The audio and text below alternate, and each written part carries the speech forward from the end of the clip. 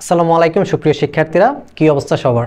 আজকে ম্যানেজমেন্টের আরেকটি গুরুত্বপূর্ণ ক্লাস নিয়ে আমি তোমাদের সাথে আছি, ইমরান জামান, শিক্ষার্থী, ঢাকা বিশ্ববিদ্যালয়। আজকে আমরা ম্যানেজমেন্টের খুব ইন্টারেস্টিং একটা পার্ট, অর্থাৎ ম্যানেজমেন্টের যে কাজের শ্রেণী বিভাগ বা ম্যানেজমেন্টের যে উপাদানগুলো আছে, যেগুলো নিয়ে আমাদের ম্যানেজমেন্ট বইটা সুন্দরভাবে সাজানো হয়েছে, সেই বিষয়গুলো আজকে একটু দেখব। তাহলে ফার্স্ট অফ অল আমাদের দেখো কি আসে। প্রথমেই আসে আমাদের পরিকল্পনা, দ্বিতীয় আসে সংগঠন, কর্মী সংস্থান, নির্দেশনা, প্রেরণা, সমন্বয় এবং লাস্ট অফ অল নিয়ন্ত্রণ। তো এই যে বিষয়গুলো যদি একটু লক্ষ্য করো, দেখো ফার্স্ট অফ অল পরিকল্পনাতে কি বলা হয়েছে। দেখো, ব্যবস্থাপনার প্রথম ও মৌলিক কাজই হচ্ছে পরিকল্পনা। এইগুলো থেকে তোমাদের বিশ্ববিদ্যালয়ে ভর্তি পরীক্ষায় প্রতি বছরে একটা থেকে দুইটা এমসিকিউ আসে। তো যেহেতু এক দুইটা এমসিকিউ আসার একটা পসিবিলিটি থাকে, আমরা চেষ্টা করেছি এই বিষয়গুলো তোমাদের সাথে একটু শেয়ার করার জন্য। ফার্স্টে দেখো পরিকল্পনা হচ্ছে ম্যানেজমেন্টের প্রথম ও মৌলিক কাজ। দেখো এখানে বলা হয়েছে ভবিষ্যতে কি করতে হবে, কিভাবে করতে হবে, কে করবে, এইগুলোর একটা অগ্রিম সিদ্ধান্ত গ্রহণই হচ্ছে পরিকল্পনা। অর্থাৎ ভবিষ্যতে তুমি কি করবা, কিভাবে করবা, কতটুকু করবা, এই বিষয়গুলোই হচ্ছে তোমার পরিকল্পনার অন্তর্ভুক্ত, ঠিক আছে। এবং এই যে কথাটা বলেছেন কুঞ্জ এবং ডোনেল। পরবর্তীতে দেখো, এটাকে ব্যবস্থাপনার কার্য নকশা প্রণয়ন করে। অর্থাৎ এই যে পরিকল্পনা, এটি ব্যবস্থাপনার একটা নকশা প্রণয়ন করে। যেহেতু পূর্ব থেকে তুমি পরিকল্পনা করছো কিভাবে তুমি ব্যবসা প্রতিষ্ঠানটা সাজাবা, সেই বিষয় সংক্রান্ত যে সিদ্ধান্ত তুমি নিচ্ছ সেটাই পরিকল্পনা, এবং এই পরিকল্পনায় তোমার ব্যবসা প্রতিষ্ঠানে একটা কার্য নকশা প্রণয়ন করে থাকে। এর পরবর্তীতে আসে সংগঠন কি বলা হয়েছে। দেখো, প্রয়োজনীয় উপকরণ, তোমার ব্যবসা প্রতিষ্ঠানের যে প্রয়োজনীয় উপকরণ আছে সেগুলোকে সংগঠিত করার একটা প্রক্রিয়াই হচ্ছে সংগঠন।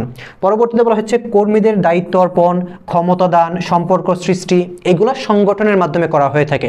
এবং সংগঠনটা সুষ্ঠুভাবে সম্পাদন হলেই তোমার ব্যবসা প্রতিষ্ঠান সুন্দরভাবে সামনে এগিয়ে যেতে পারে। পরবর্তীতে আসো কর্মী সংস্থান। এখন কর্মী সংস্থান বিষয়টা আমাদের খুব ইজিলি মাথায় ক্যাচ করার কথা, যে আমার ব্যবসা প্রতিষ্ঠানটা যদি আমি পরিচালনা করতে চাই সুষ্ঠুভাবে, অবশ্যই সেখানে আমার জনবল নিয়োগ দিতে হবে, কর্মীদের নিয়োগ দিতে হবে, তাদের মাধ্যমে কাজটা করাতে হবে।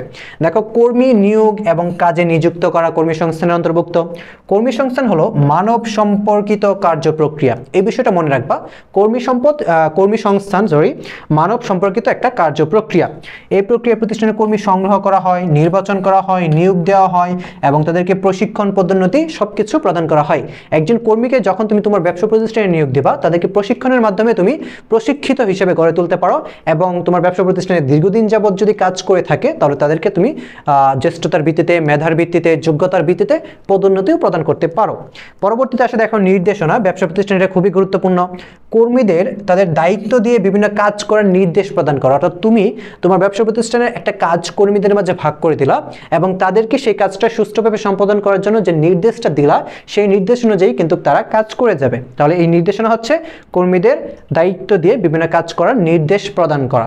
এরপর আসো প্রেরণা, যেটা কর্মীদেরকে সব থেকে বেশি প্রভাবিত করে। দেখো, কর্মীবৃন্দের কার্যক্ষমতার পূর্ণ ব্যবহারের লক্ষ্যে তাদেরকে অনুপ্রাণিত করা। অর্থাৎ তোমার প্রতিষ্ঠানে যে কর্মীরা আছে তাদেরকে তুমি একদম সঠিক প্রেরণা দানের মাধ্যমে যদি ইন্সপায়ার্ড করতে পারো, বিভিন্ন অফার বা বিভিন্ন ধরনের সুযোগ সুবিধা প্রদানের মাধ্যমে, তাহলে দেখা যায় তোমার প্রতিষ্ঠানের যে কাজগুলো আছে কর্মীরা খুব স্বাচ্ছন্দ্যে সেগুলো করতে পারছে, ঠিক আছে। এই বিষয়গুলো হচ্ছে প্রেরণার অন্তর্ভুক্ত। দেখো, কাজের প্রতি একটা আগ্রহের সৃষ্টি হয় তাদের। এর ফলাফল ব্যবস্থাপকের প্রত্যাশা অনুযায়ী কর্মীরা কাজ করে। তোমার যে প্রত্যাশা আছে প্রতিষ্ঠান নিয়ে, কর্মীরা সেম ভাবে কাজটা তোমাকে করে দিতে পারবে। এর পরবর্তীতে আসো সমন্বয় বিষয়টা কি। দেখো, প্রতিষ্ঠানের বিভিন্ন ব্যক্তি এবং বিভাগের মাঝে সমন্বয় সাধন করা, রিলেট করা, ঠিক আছে।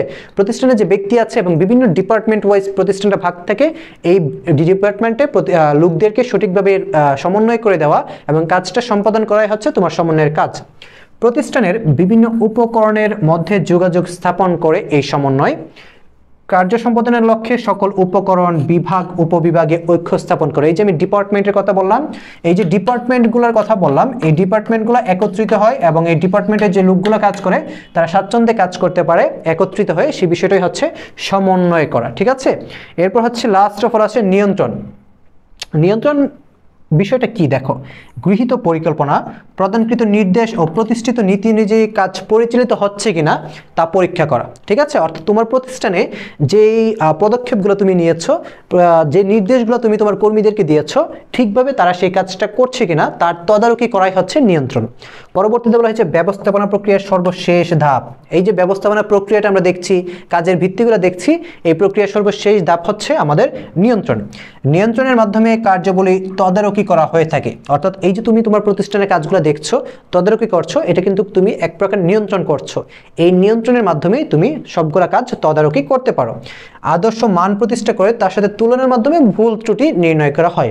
অর্থাৎ নিয়ন্ত্রণটা তুমি কিভাবে করবা, দেখো তোমার প্রতিষ্ঠানে তুমি চিন্তা করলা যে সাপোজ তুমি 5000 ইউনিট পণ্য তৈরি করতে চাও। এখন 5000 ইউনিট পণ্য তৈরি করার জন্য তোমার প্রতিষ্ঠানের যে কর্মীরা আছে, যারা কাজ করছে, তাদেরকে সঠিকভাবে নির্দেশনা দিতে হবে, তাদেরকে প্রেরণা দিতে হবে, এবং তুমি সেখানে তদারকি করে এই যে 5000 প্রোডাক্ট যদি তুমি তৈরি করাতে পারো, সেটাই হবে তোমার সফলতা। ঠিক আছে, এই 5000 থেকে যদি তুমি সাপোজ 4500 তৈরি করলা, কিন্তু তাও তো তুমি হচ্ছে কাছাকাছি যেতে পারছো, এই 5000 সাথে তুমি কম্পেয়ার করতে পারছো। এই যে বিষয়গুলো, একটা আদর্শ মান নির্ধারণ করা, এই 5000 হচ্ছে আমাদের সাপোজ আদর্শ মান। এই আদর্শ মান নির্ধারণ করে যখন আমাদের প্রোডাক্টের বিষয়গুলো আমরা বিবেচনা করব, তদারকি করব, সেটাই হচ্ছে আমাদের নিয়ন্ত্রণের অন্তর্ভুক্ত।